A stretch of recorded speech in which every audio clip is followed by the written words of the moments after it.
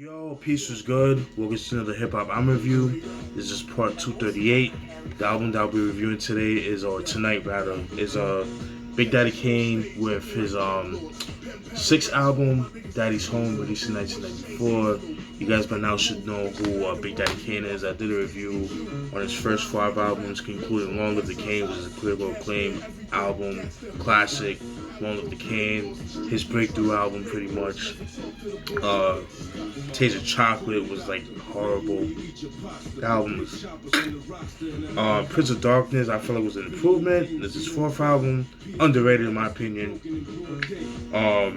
Way better than Taste of Chocolate in my opinion. Long Live the Kane. Excuse me. It Looks Like a Job for was, to me, I would consider that to be like his comeback album, if you will. You know what I'm saying? Love that. That was my favorite Kane album. And then now he's dropping this album. Something I forgot to mention on the Looks Like a Job for album review. That was the last album that he did under Cold Chillin' Records, because by that time Cold Chillin' was kind of like on the fence of dissolving. I think they ended up putting out like kind of like a side record label, like a distribution or whatever, side record label, Epic Street. They worked with Sony Records, Epic being part of Sony Records. It's called Epic Street. I know that Granddad I Used second album, Lead Pipe album, was released on the Epic Street, which I think is a dope album, very underrated.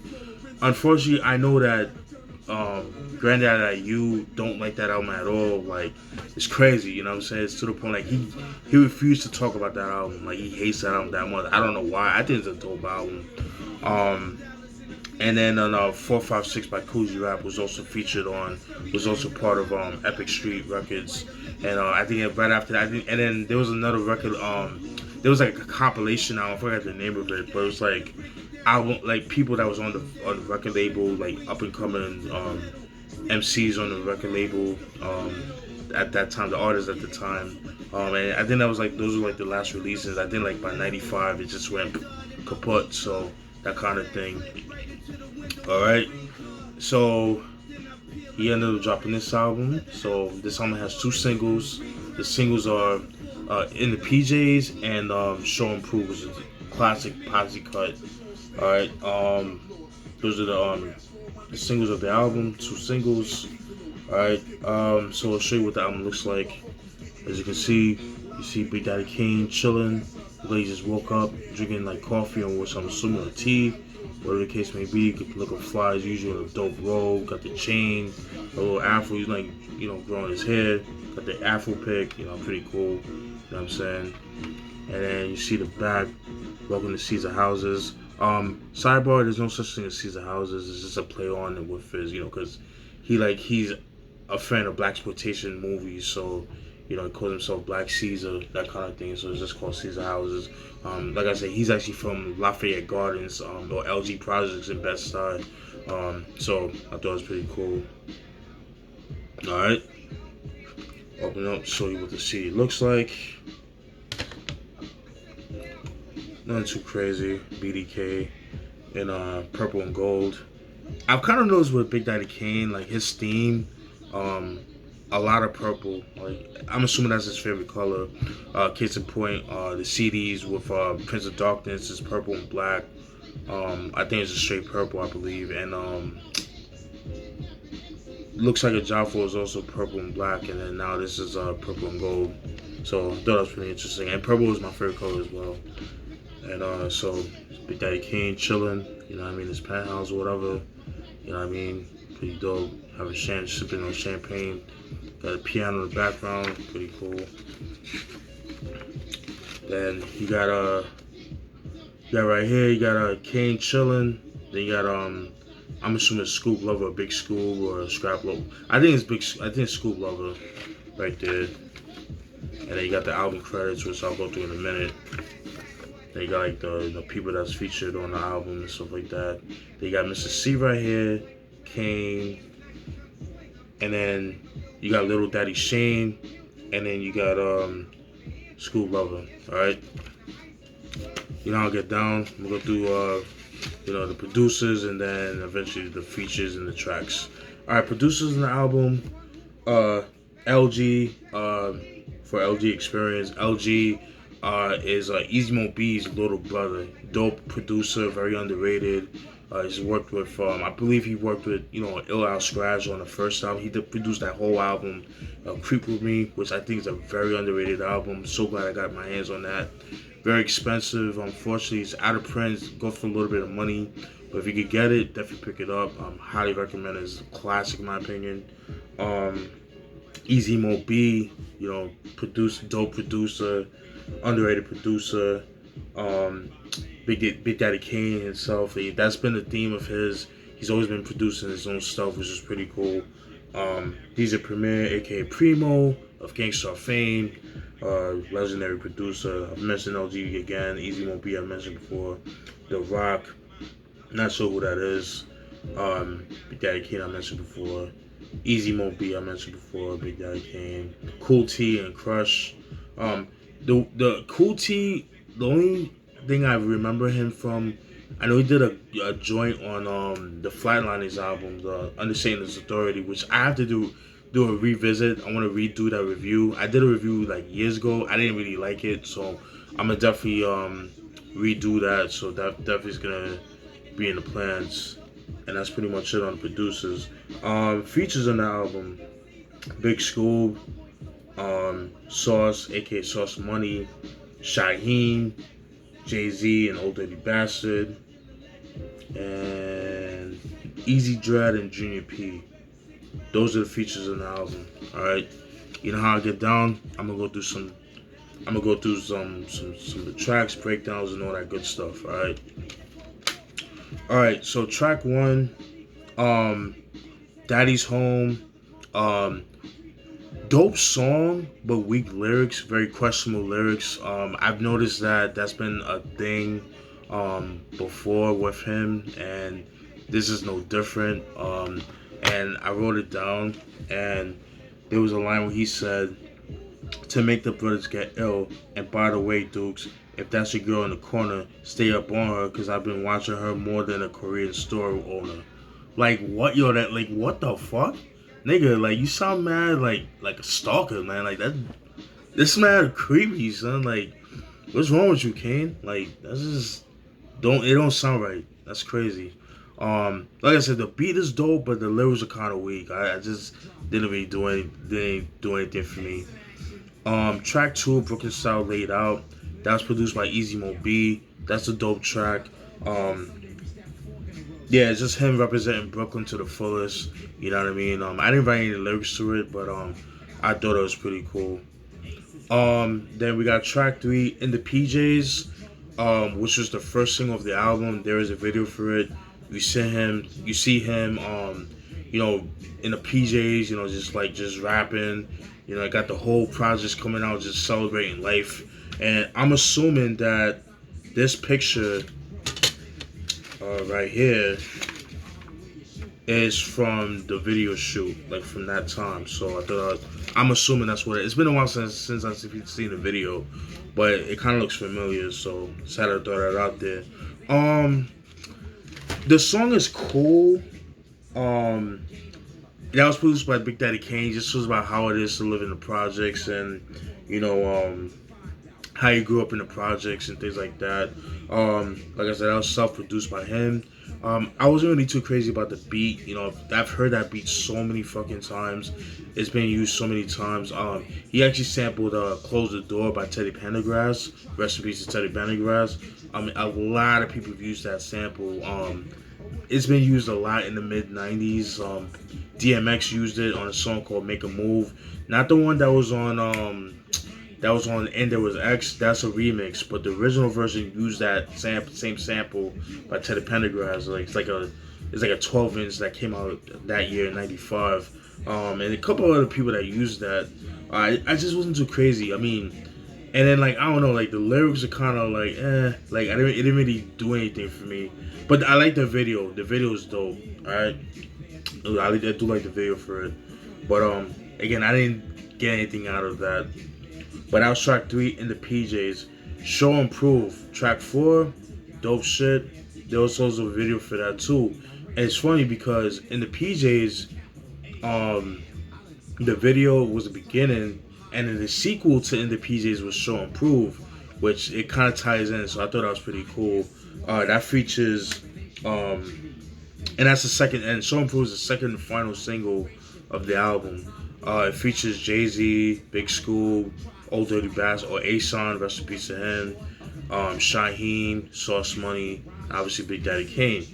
Um, Dope track, love the video for it. Again, you see them niggas in the projects, that kind of thing. My opinion though, I feel like Sauce Money and Jay-Z had the best verse, in my opinion. Kane, again, I mean, Shaheen did his thing. Old Dirty Bastard, I feel like he didn't really fit the song. I mean, it was dope, because at the time, like, he was that nigga, but I just feel like he felt out of place with on that song. You know what I mean? It's just like, especially at that time, because he fits so well with RZA beats or like Wu-esque type beats, not with beats like Primo. It just didn't really sound right. Just, I don't know, but I mean, he did his thing, but I could have done without the Old Dirty Bastard in that song. That's just me. But Sauce Money, when he said rappers get so damn pussy they gotta go for a pap smear. I've always liked that line.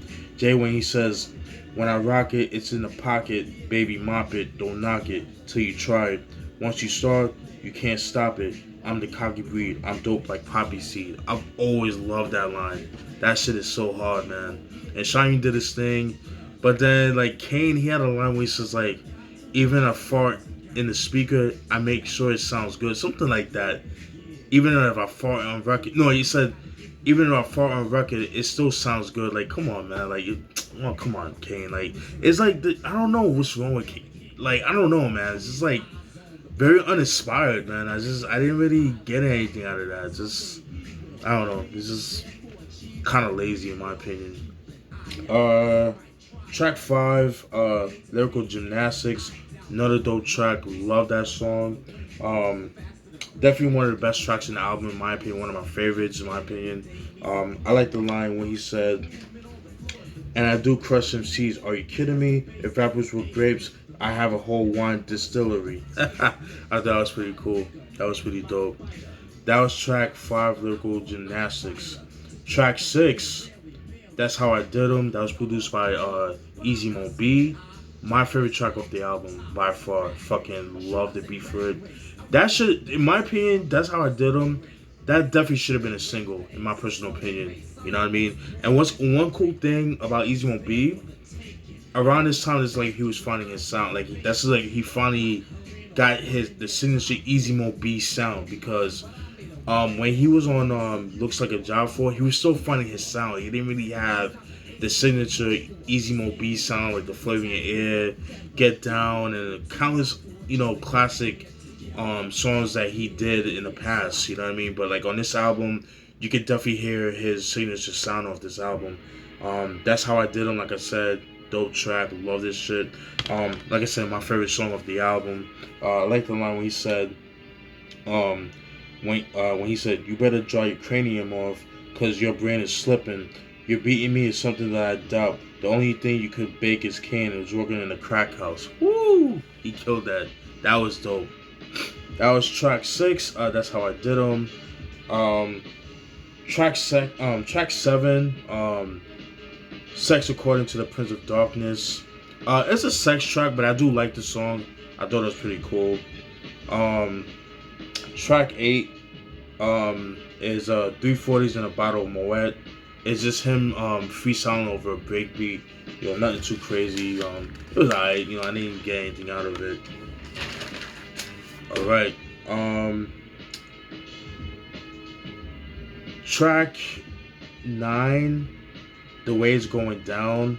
I like the beat for the song, but I don't like his delivery on the song. I'm just not really too keen on his delivery. I didn't really write anything on here. Didn't really write anything that stuck out to me. So that's track 9, The Way It's Going Down. Track 10, Somebody's Been Sleeping in My Bed. Very dope track. I really like that.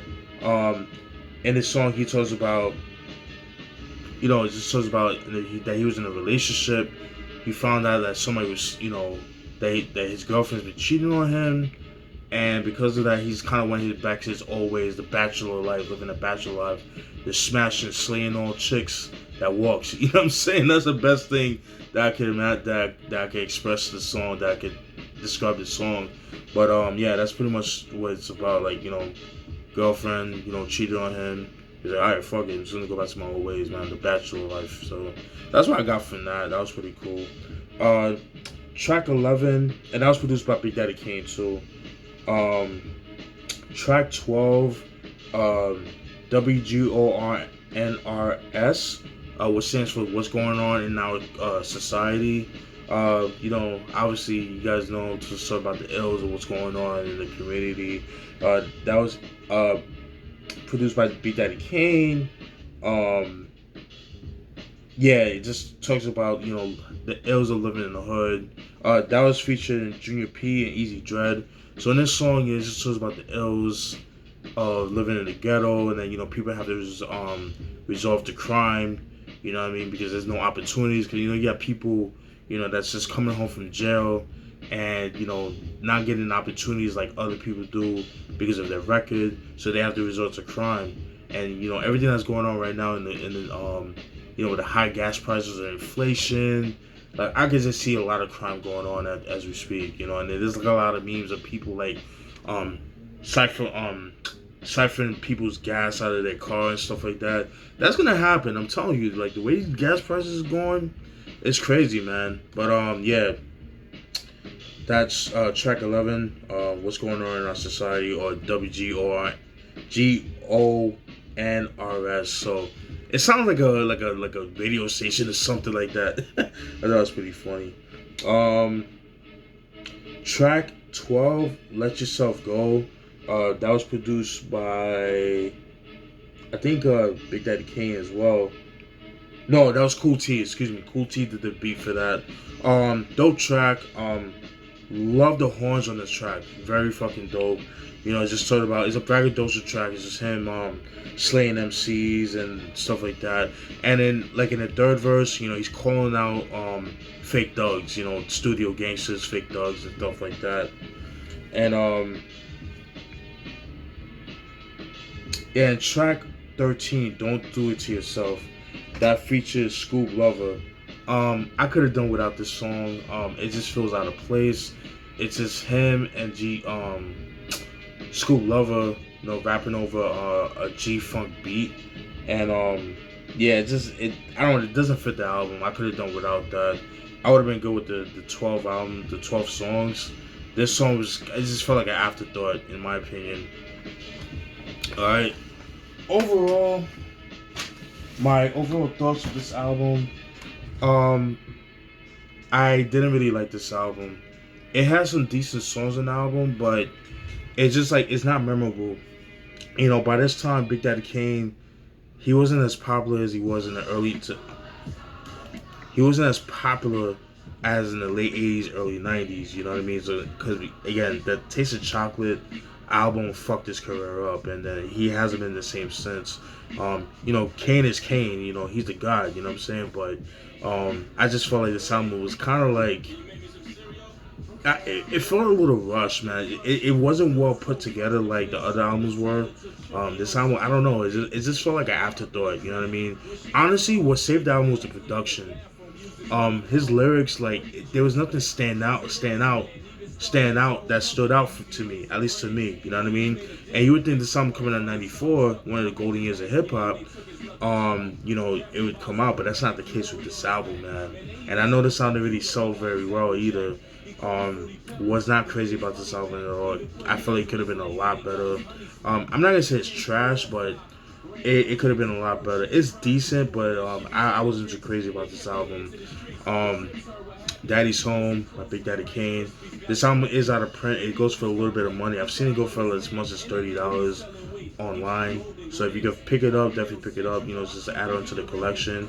I felt like the album could have been a lot better. I felt like he rushed through the album. He just didn't seem focused on this album. You know what I mean? It's just like, not the Kane that I know. And then you have stupid lines like, better watch it go. I keep watching her in the corner like a Korean store owner. Like, come on, come on, Kane. Like, and like even even if for on record, it'll still sound good. Like, come on, man. Like, that's not Kane. That's not the Kane I know. So, but yeah, I could have. Some was alright, man, but no, not that good. Wasn't too crazy about that. And shout out to my brothers from Speaker Cloud Podcast, my comrades. Shout out to Ross Hartley, and shout out to Mike Sears. You know, they did a discography breakdown of Big Daddy Kane. They included this album. They pretty much talk about all his 7 albums, and I thought they did a good job. I thought they did a great job. Excuse me. I was supposed to be in that video on that show, but I think it was either because I was working or I was out of town or something like. It was like one of the two why I couldn't make that video. But yeah, man. If you guys like the album, let me know. If you guys don't, let me know. Like, either way, let's start talking, man. But like I said, I felt like this album was kind of in and out. You know what I mean? Like, he wasn't focused on this album. It's just like he was way too cocky for his britches, and he fell on his ass on this album. Yeah, I didn't really like this album. I'm gonna be real with you. I was very disappointed. And when I first heard it, I liked it. I'm like, oh shit, it's dope. But then listening in retrospect, it's like, Kane, like, what the fuck, man. But Daddy's Home by Big Daddy Kane. If you can find it, definitely pick it up. It's out of print. It's hard to find. You're gonna get it for at least $30. If you look around, I'm pretty sure you get it for a decent price. But Daddy's Home, Big Daddy Kane, released in '94. Let me know what you guys think. Peace.